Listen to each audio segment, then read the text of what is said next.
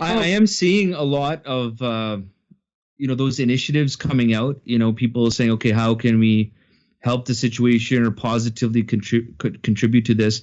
One thing though I have noticed, Sheikh, uh, some of it, Allahu Alam, what's in the hearts of people.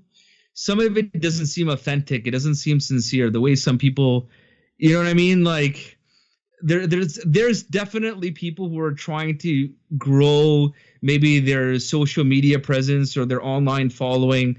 Like I saw on a news segment how these one people are like, oh, they're in the middle of like this busy intersection, and they have a table set up with like toilet paper and sanitizer, and they're like, for elderly only, free for elderly.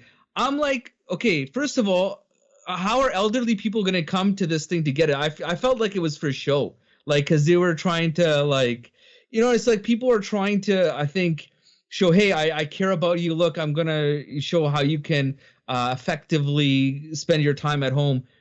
I think a part of it, people are taking advantage of the situation. Like they're trying to, by their acts of kindness and care. It's not like, for us, we should also be careful because we want to do it for the sake of Allah subhanahu wa ta'ala, right? That's where we get the reward. If we do it solely for the sake of Allah subhanahu wa ta'ala.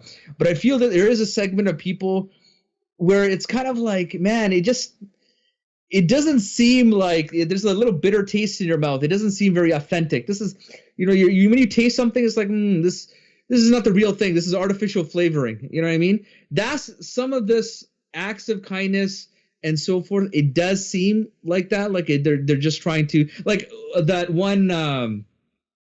I made reference to it at the beginning of the podcast. A whole bunch of celebrities thought they could help humanity by singing "Imagine" together. Okay, so it's this song. They all sing one line. Okay, and it just looks so fake and insincere and not helpful at all to the people. You know what I mean? Like, you just have to end up this like, okay, why? Like you're just trying to promote yourself. Like, what do you expect people to be like? Oh, wow, that now totally makes me feel warm and fuzzy inside. And now that I'm unemployed, I'm not even thinking about that anymore. You know what I mean? So there is that also. I want to put that out there. Like there are people maybe, and it could be Muslims too, Muslims and non-Muslims, where these acts of kindness may not be so sincere. You know what I mean? What do you think? What do you get that too? Do you get that sense?